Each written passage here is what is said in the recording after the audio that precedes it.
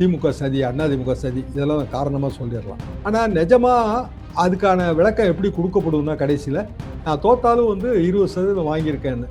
தோக்குறவன் சொல்கிறது சதவீத கணக்கு, ஜெயிச்சவன் இது சொல்ல மாட்டான். 20% வாங்கி 20 ஓட்டு வாங்குறவருக்கு என்ன வாய்ப்பு இருக்கு? அந்த இடம் எப்படி வரும்னா, ஓட்டர் ப்ரொஃபைலை இப்போதான் நம்ம புகுத்துறோம் உள்ள. அப்போ விஜய்க்கு ஓட்டு போட்டவங்க யாருங்கிறதான் கேள்வி. எல்லாரும் ஒத்துக்கிற விஷயம் என்னன்னா, யங்ஸ்டர்ஸ், அதாவது 35 கீழே இருக்கவங்க, 40 கீழே இருக்கவங்க. இந்த ப்ரொஃபைலுக்குள்ள எவ்வளோ ஓட்டரு திமுக ஏற்கனவே இருக்காங்கன்னு யோசிச்சு பாருங்க. இதுக்கு தானே நம்ம பாடுபட்டோம்னு நான் நினைச்சேன். இவங்களெல்லாம் பொலிட்டிக்கல் ஸ்ட்ரீமுக்குள்ள கொண்டு வரணும்னு தானே நம்ம இவ்வளவு நாள் உழைச்சோம். தெரிஞ்சோ தெரியாமல விஜய் கொண்டு வந்துட்டாரு, நல்ல விஷயம்தான். அது மட்டுமே விஜயோட வெற்றிக்கு போதுமா? போதாது. ஆனா இவளுகள்கிட்ட நம்ம ஆர்கியூ பண்ணோம்னா, விஜய் வெற்றி பெற மாட்டார்னா நீங்க வேற என்ன சொல்லுவீங்க? இதைத்தான் சொல்லுவீங்க. ஸ்டாலின் தாங்க அடுத்த முதலமைச்சர், அதுல நீங்க சந்தேகமே பட வேண்டாம். திராவிட மாடல் 2.0 ஆட்சி, எத்தனை சீட்டு வந்தாலும் எப்படி வந்தாலும்.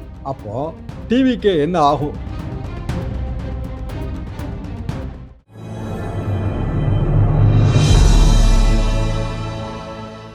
தமிழ் நியூஸ் நேயர்களுக்கு வணக்கம். இன்றைய சிறப்பு நேர்காணலில் நம்மோடு இருந்திருப்பவர் மூத்த பத்திரிகையாளர், வழக்கறிஞர், முனைவர் தராசு ஷியாம் சார். சார் வணக்கம். வணக்கம். விஜய் இப்ப நீங்க சொன்ன எஸ்டிமேஷன் வச்சுப்போம், 8 to 12 வாங்கினார்னா அது யாருக்கு சாதகம் பாதகம்? அப்படி பிறர் சொல்லக்கூடிய கருத்துக்கள், அவர் ஒரு எக்ஸ்ட்ரீமா போய் ஒரு 18-20% அப்படிங்கிற மாதிரி கிராஸ் பண்ணிட்டாருன்னா அப்போ யாருக்கு அட்வான்டேஜ், டிஸ்அட்வான்டேஜ்? 20% வச்சு முதல்ல கால்குலேட் பண்ணுவோம். எக்ஸ்ட்ரீமா 20% விஜய் வாங்கிட்டாருன்னு வச்சுக்கோ. 20% விஜய் ஓட்டு. இப்போ நமக்கு 4.25 கோடி ஓட்டு பதிவாயிருக்கு. சும்மா மனக்கணக்குக்கு 5 கோடி ஓட்டுன்னு வச்சுக்கோ. 5 கோடி ஓட்டுன்னா விஜய் 20% வீதம் வாங்க வேண்டிய ஓட்டு 1 கோடி. அது வாங்க முடியுமாங்கிறதுலாம் எனக்கு சந்தேகம். வாங்கிறாருன்னு வச்சுக்கோ, 1 கோடி. திமுக அதிமுக ரெண்டும் ஆவரேஜா எவ்வளவு ஓட்டு வாங்கும்? அதாவது 5 கோடியில் 1 கோடி போயிருச்சு, மிச்சம் 4 கோடி இருக்கு. 4 கோடியில் 2 பேரும் சேர்ந்து எவ்வளவு வாங்குவாங்க? சரி, சீமானை சேர்த்துருங்க நடுவில், அவர் ஒரு 30 லட்சம் வாங்கிட்டாரு. 1.5 கோடி ஓட்டு போயிருச்சுன்னு வச்சுக்கோ, சுயேட்சைகள்லாம் சேர்ந்து 3.5 கோடி ஓட்டு மிச்சம் இருக்கு. இந்த 3.5 கோடி ஓட்டுல யாரு 1.25 கோடி வாங்குறாங்களோ, அதாவது இவரு 1 கோடி வாங்கிட்டாரு, யாரு 1.25 கோடி வாங்குறாங்களோ அவங்க விஜயோட கூட போயிருவாங்க. யாரு 1 கோடியே 40 லட்சம் வாங்குறாங்களோ அவங்க இந்த 1.25 கோடி ஓட்டோட கூட போயிருவாங்க. அப்போ 1 கோடியே 40 லட்சம் ஓட்டு வாங்குறவரு அரித்மெட்டிக்கலா எல்லா தொகுதியிலும் ஜெயிப்பாரு. ஓகே, சரி, அதானுங்க. சரி, அடிப்படையில சதவீத கணக்கு எப்போதுமே தேர்தலுக்கு பிறகு தோத்தவங்க சொல்றதுங்க. நான் தோத்துட்டேங்க, பல காரணம். பணநாயகம் வென்றது, ஜனநாயகம் தோற்றது, இவிஎம்ல தெல்லுமுள்ளு பண்ணிட்டாங்க, ஏன் ஓட்டு போட விடாம தடுத்துட்டாங்க, திமுக சதி, அதிமுக சதி, இதெல்லாம் காரணமா சொல்லிடலாம். ஆனா நிஜமா அதுக்கான விளக்கம் எப்படி கொடுக்கப்படும்னா, கடைசியில நான் தோத்தாலும் 20% வாங்கியிருக்கேன்னு. தோக்குறவன் சொல்றது சதவீத கணக்கு, ஜெயிச்சவன் இது சொல்ல மாட்டான். ஏன்னா அவன் 1 ஓட்டுல ஜெயிச்சான், அவன் தான் எம்எல்ஏ, அடுத்த எம்எல்ஏ 5 வருஷத்துக்கு. அவன் ஏன் சதவீத கணக்குக்கு போறான்? அவங்க சொல்ல மாட்டாங்க. ஸோ ஜெயிச்சவன் சொன்னா சீட்டு கணக்கு, தோத்தவன் சொன்னா சதவீத கணக்கு. இது நான் சொல்லல, கலைஞர்.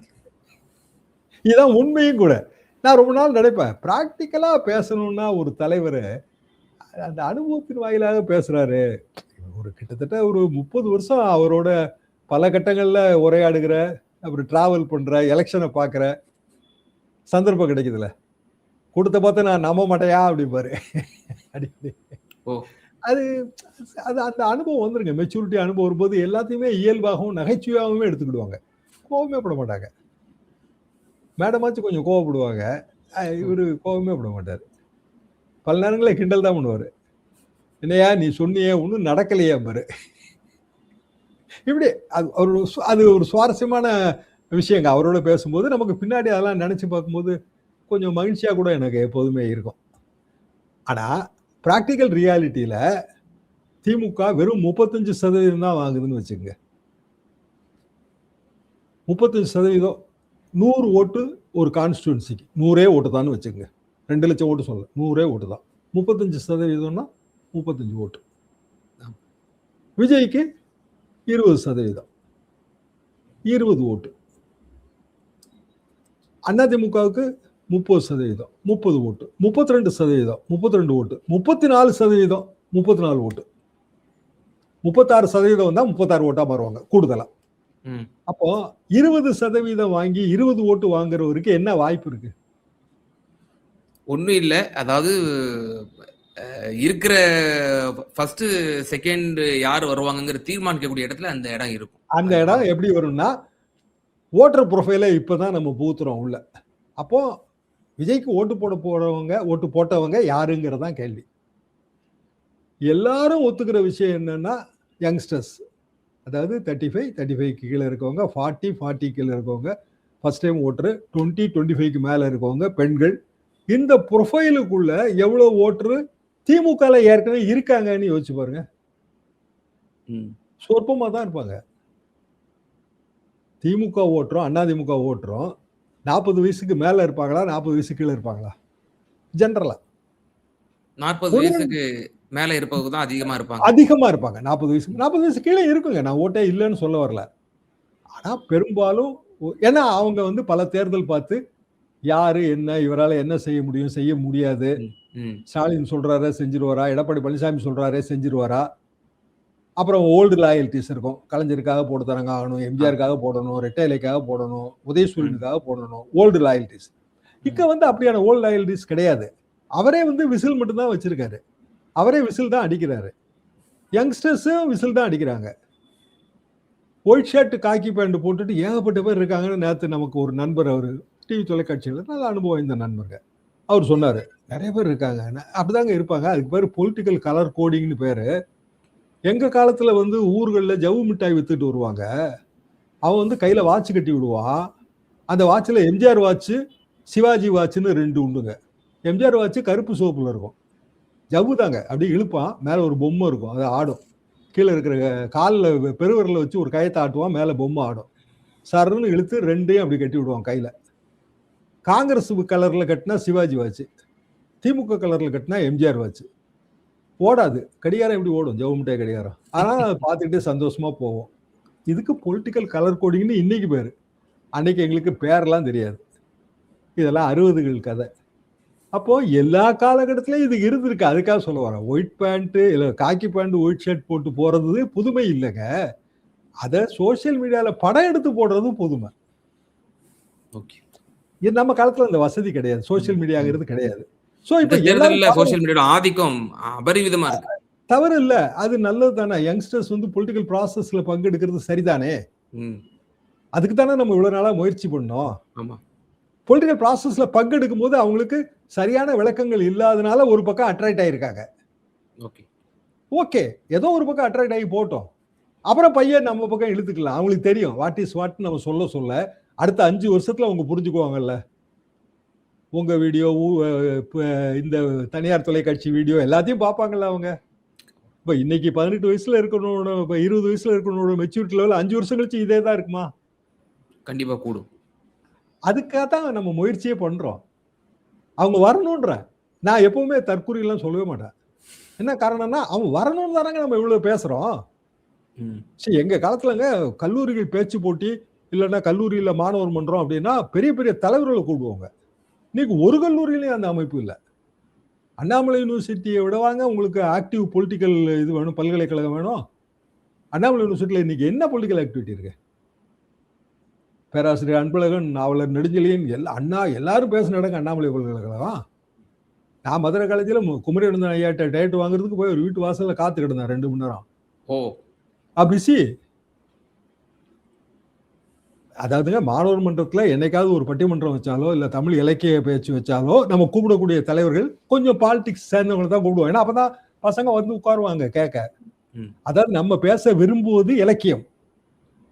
ஆனா அதை வந்து நம்ம மாணவர்கள்ட்ட சகதோழர்கள்ட்ட கொண்டு போறதுக்கு நம்ம பயன்படுத்துறது சினிமாவோ பாலிடிக்ஸோ. சினிமா அப்போ வந்து இதுக்கு வரமாட்டாங்க, மாணவர் மன்றத்துக்குலாம் வரமாட்டாங்க சினிமா ஸ்டார்ஸ். ஆனா இந்த அரசியல் தலைவர்கள் வருவாங்க, சந்தோஷமா வருவாங்க. டேட்டை ஃபிக்ஸ் பண்ணிட்டு சொந்த செலவுல வருவாருங்க அவங்கலாம். ஒரு நாள் நம்ம வண்டி அனுப்பி கூப்பிட்டதே கிடையாதுங்களே. எங்ககிட்ட ஏது வசதி வண்டி அனுப்பி கூப்பிடுறதுக்கு? வீட்டுல இருந்தே 10 ரூபா தான் தருவாங்க மாசம். ஆனா வந்துருவாங்க.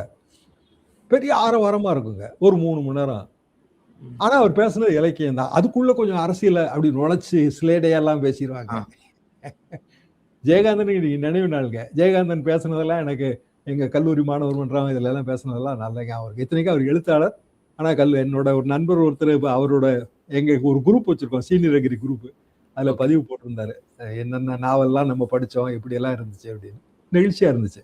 எதுக்காக நான் இதை சொல்ல வரேன் அப்படின்னா, அப்படி இருந்த ஒரு காலகட்டம் இப்போ கொஞ்சம் மாறி பொலிட்டிக்கல் ஆக்டிவிட்டி இல்ல, இலக்கிய ஆக்டிவிட்டி இல்ல, எழுத்தாளர்களை போற்ற தன்மை இல்ல, அரசியலே இல்ல.